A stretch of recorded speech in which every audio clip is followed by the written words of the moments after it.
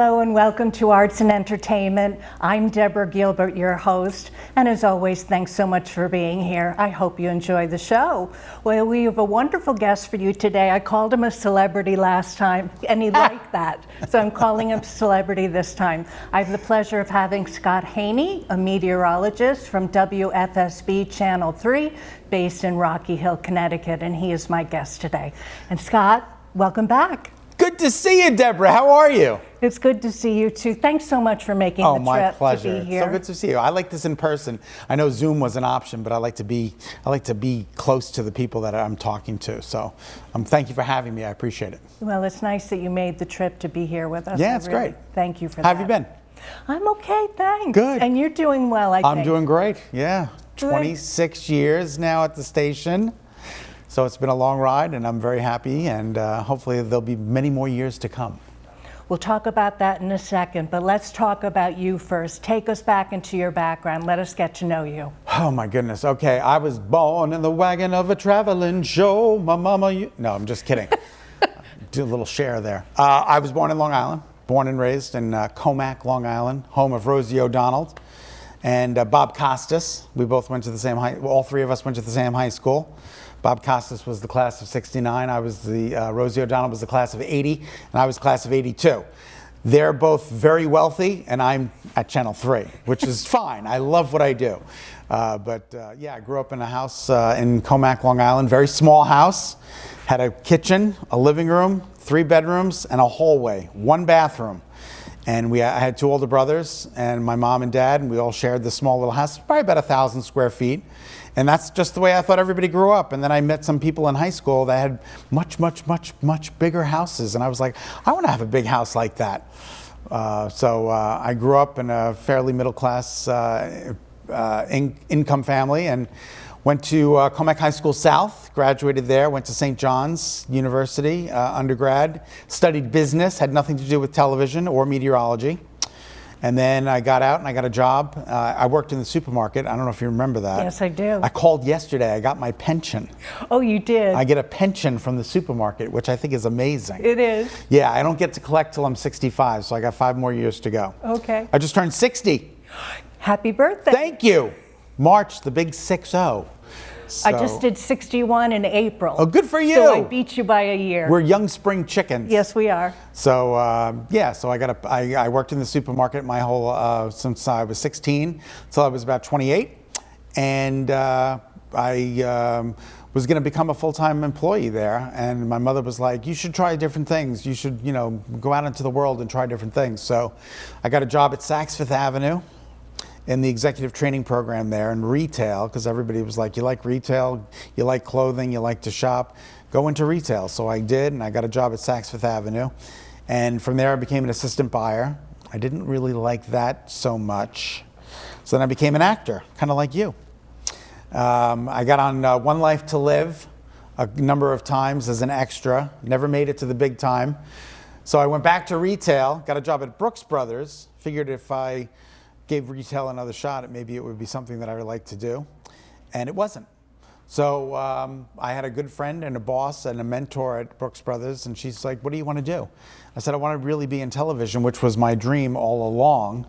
I wanted to do television news. I was just in love with news growing up. And she said, "Well, what do you know about news?" And I said, "I don't know too much about it." She's like, "Do you have any education?" And I said, "In news?" And I said, "No." She goes, "Do you have any experience?" I said, "No." She's like, "Do you know anybody?" I said, "No." She's like, "Boy, you're in trouble." So she said, she suggested I go back to school. So I applied to Syracuse University and got into the Newhouse School, #1 program in the United States. And I was on a full scholarship. So they paid for the 2 years that I was at Syracuse, and Syracuse taught me every single thing I ever needed to know to be on television, except the weather. But they did teach me how to do the weather, just not the meteorology part. So I got my first job in Topeka, Kansas. KSNT, Topeka 27, John Rinkenbauer is my news director. And from there, I managed to parlay a job back in News 12, which we are both familiar with. I was in the Westchester, I was first in New Jersey, News 12 New Jersey, and then I got a full-time job in News 12 New Jersey, News 12 Westchester, and from Westchester I got a talent agent, and the talent agent found me the job in Hartford, Connecticut, and and I've been there ever since, 26 years. And you had mentioned, because I watched our show that we did last time this morning, and you had gone to get now you don't have an undergrad in meteorology. Correct. You went to get certified. Correct.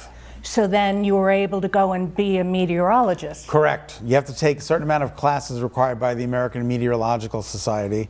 So that's what I did. I think it was 7 or 8 classes. They were basically undergrad classes that I had to take. Since I already had my master's, I didn't have to take any of the other stuff.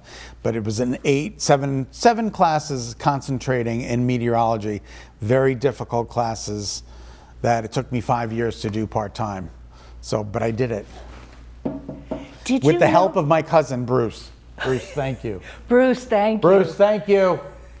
Did you know that weather was going to be your thing? No, I had no idea. I was going to be a television news anchor and a reporter and an anchor, hopefully. And then they suggested that I had the gift of gab, that I should parlay a career in weather. And the first job that I got, I didn't need to be a meteorologist. So it was a starter job in Market 168, again in Topeka, Kansas. And I got either 168 or 148, I don't know, it was down there. And that's where I learned how to perform on television, other than Syracuse, and really loved what I was doing, so I decided to stick with it. And then this talent agent who got you the job in Hartford at WFSB, it was for weather? Yes, it was for weekend weather, part-time, Saturdays and Sundays, part-time weather, and I was pretty excited about that. And then they hired me full-time. Saturdays, Sundays I did the morning weather, and then Mondays, Tuesdays, Wednesdays I did feature reporting, which meant no hard news, just kind of like fun informational pieces that the audience would really appreciate. And we incorporated them into the morning show. And then that was after my first year, I got full-time. And then there was an opening in 2002, I think it was. Bruce DePriest went to replace Miles Musio on the evening shows. And there was an opening to do the morning weather, and they moved me into that slot. And I've been doing that slot ever since. Tell us what your day is like. You get up very early and you have an early shift. What's it like? The alarm goes off at 1:45. I sleep till 2. I give myself a little bit of extra time. Hit the snooze button until 2 o'clock. Then I get up. I'm out the door by 2:30. I'm at the office by about 2:45. And then I look over all the data, put my maps together, put my shows together. It takes a while to get all that stuff done. Then I have to do social. I have to do digital. I have to do the web. So there's a lot of the show is front loaded, whereas a lot of the work goes in before you even get on television. And then when you get on television, that's the easy part. You just got to give the information out, but it's getting the information and analyzing it and really organizing it to get on television. So that's what I do every day. And I go in there, I have a nice cup of coffee, analyze everything at my own pace. I used to get in much later, and that wasn't working for me. I was behind the 8 ball all the time, so I decided to get up a little bit earlier, get to bed a little bit earlier, and it's, what do they say, the early bird gets the worm? Yep. Well, the worm is very tasty at 2 o'clock in the morning. That is so early. It is so early. Deborah, it is so early. Now, about what you need to do before you go on the air, were you taught those skills or those programs that you need to learn? Yes, Channel 3 taught me everything I ever needed to know. We have a great chief meteorologist, Mark Dixon. He constantly is updating me on the technical aspects of everything. And, a lot of the stuff I know from years of experience. But, yeah, you got to stay on top of the current trends and the current technology. And you just keep moving with the flow. Everything changes, as you know. You get new sets. Yep. You get new technology. You get new monitors. You get new chroma keys. You get new everything. So you got to keep rolling with. And then every now and then they'll change the weather. They'll change the weather computers, and you got to learn a whole new program. I'm an old dog. I don't learn new tricks that easily anymore. Weather computer, what is that? WSI. We use I think it's, yeah, we use the computers that give us the temperature. They give you the satellite imagery. They give you the radar imagery. And then, of course, we have the only live Doppler radar in the state, which is a separate product. But again, Channel 3 has invested $1 million in that, if not more, into having the only live radar in Connecticut. Now, that's not a forecasting tool, it's a tracking mechanism to show where the storms are moving across the state. It doesn't forecast the weather, but it tells us exactly where everything is at a given time. And that's so important, especially when you have severe weather in the state. When you're going onto the set and you're standing there and the cameras are there, what's it like for you to be there before you're ready to go live? The funny thing is, I'll still be doing things 10 seconds before I get up on the air. I'll be working on my computer and they'll say 10 seconds and then I jump in front of the camera and I'm ready to go. There's very little time wasted. Because once I'm done with all the weather stuff, then I transition. I got to do all the birthdays, all the public service announcements, get all that ready. So there's never a down moment. There's very little time just standing in front of the camera other than when you're on air. Let's hold that thought. I'm going to take a break, okay? All right, let's take a break, pay some bills, and be back with more from Deborah Gilbert. I'm Deborah Gilbert. You're tuned in to Arts and Entertainment. We're going to take a break, and we'll be right back.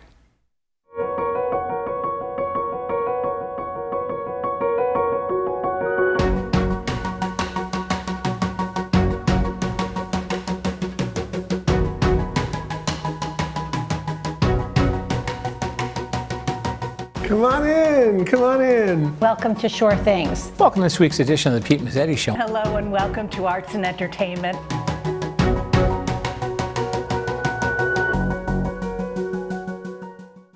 You matter. You matter. You matter. And your words matter too. Your words matter. What you say in the hallways at school or in the student section at a game matters. Words can be hurtful. Words can be offensive. Words can leave scars. Words can also inspire. Support and uplift. You and your words. Are they both important? As a matter of fact, yes. And welcome back to Arts and Entertainment. I'm Deborah Gilbert, your host. And as always, thanks so much for being here. I hope you're enjoying the show. Well, again, my guest is Scot Haney from WFSB, Channel 3, meteorologist, and I'm thrilled he's here today. I love him. He's very eccentric. He's wonderful. You and I were talking about internships. How does somebody become a meteorologist and get on TV and follow your path? First of all, go to get your undergrad degree in meteorology. I didn't do it that way. That's really the greatest way to do. Go back, go to school, get your 4-year degree in meteorology. It's a lot of math, a lot of science, but that's the way I suggest doing it. And then when you're in your junior year or senior year, apply for those internships at local television stations. They bring people on. I know we've had weather interns in the past. And you come in, you learn the ropes, you help the forecasters put the forecast together, learn everything about that, and then you'll get some on-air experience. Well, I used to put my interns on television. I used to say, get up there and do it. And people love that, and then some people didn't like that. And but it's good. Internships are, and I think some of the internships that they offer are paid at this point. Okay. So you can get a paid internship. You can make a little money while you're learning the trade. But that is I didn't do any internships. I didn't go to any local television stations when I got out. But I did go to Syracuse, and they had a UUTV. It was a local cable access program, and that's where I learned my ropes. So it was basically like that was my internship. And I learned every single thing I ever needed to know. And then I got my real job, and then they trained me to become even more of a professional. Then I went back to school, and I learned the meteorology, and all the components just came together. You also mentioned a talent agent. Do you recommend having somebody find you a job? It all depends what market you're going into. The smaller markets, not necessarily so. I think you just send your resume, your reel, to the news director. They tend to look through them.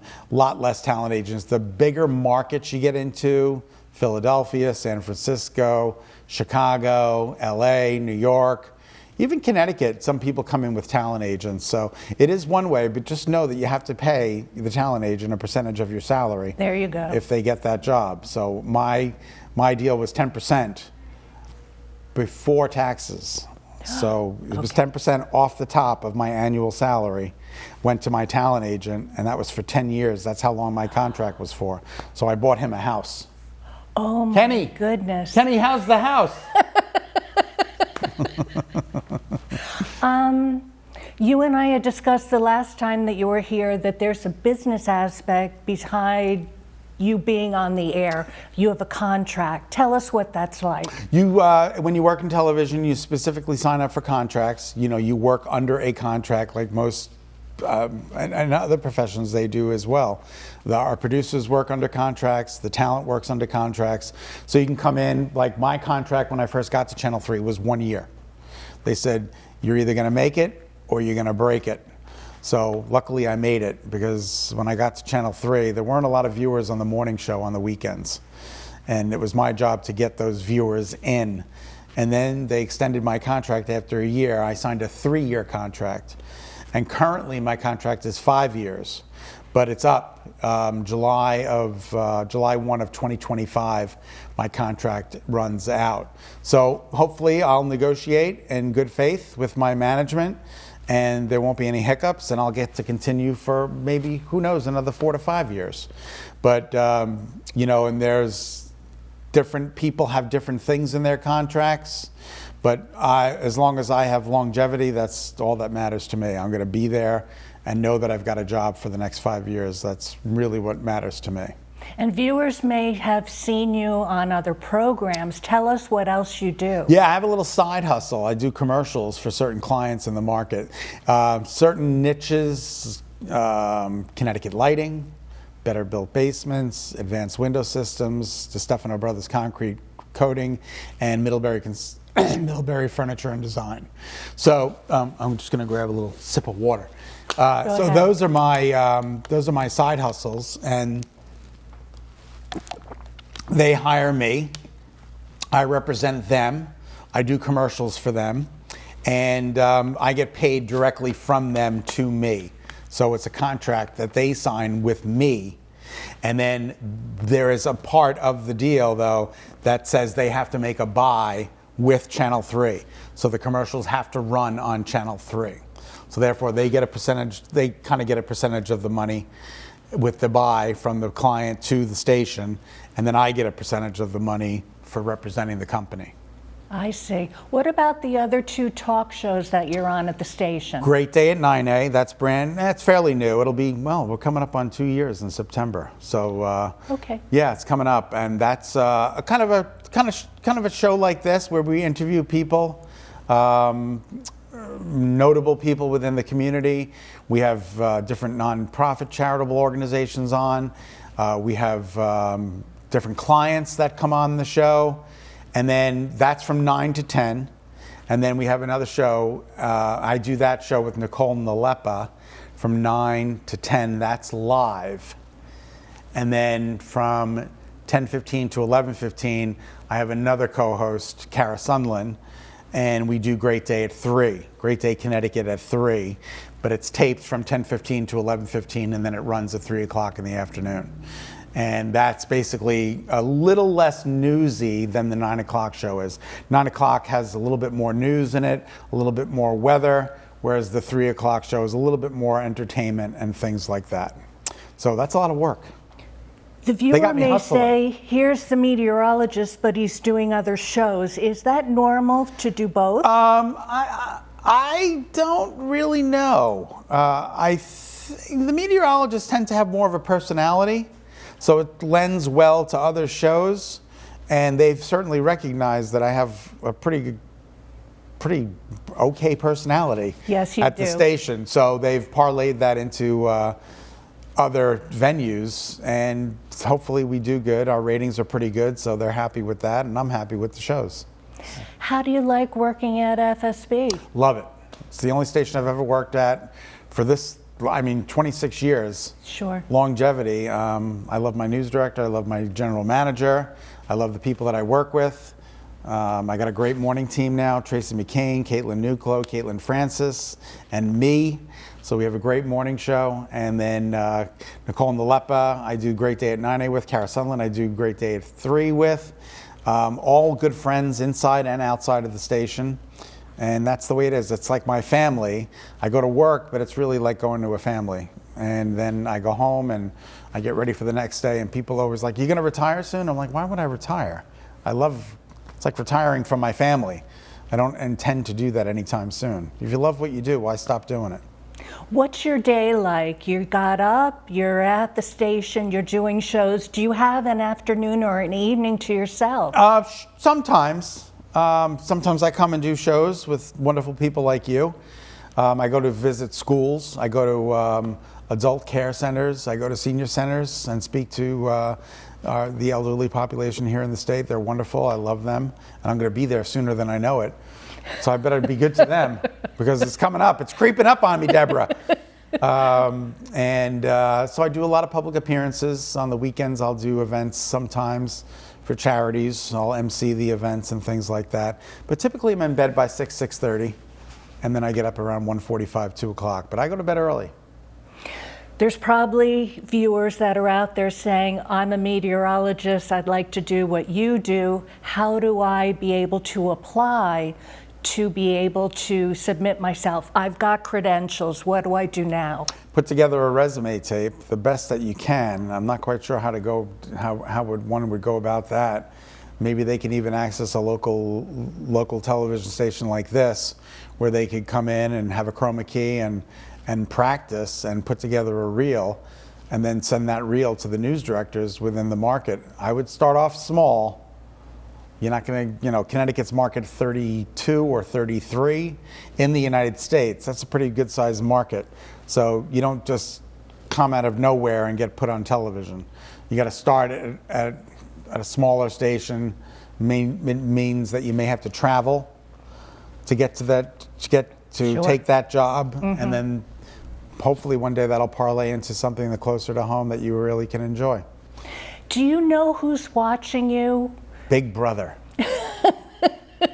I mean, is there like a Nielsen rating for TV that you know who's watching? We know exactly who's watching. Females 25 to 54, people 35 to 64, males 18 to 54. It's all broken down. We know exactly who's watching and at what time and at what hour. Weather. What's the future look like for weather? I mean, is it a big deal every day for you? Oh, it is. Stormy weather.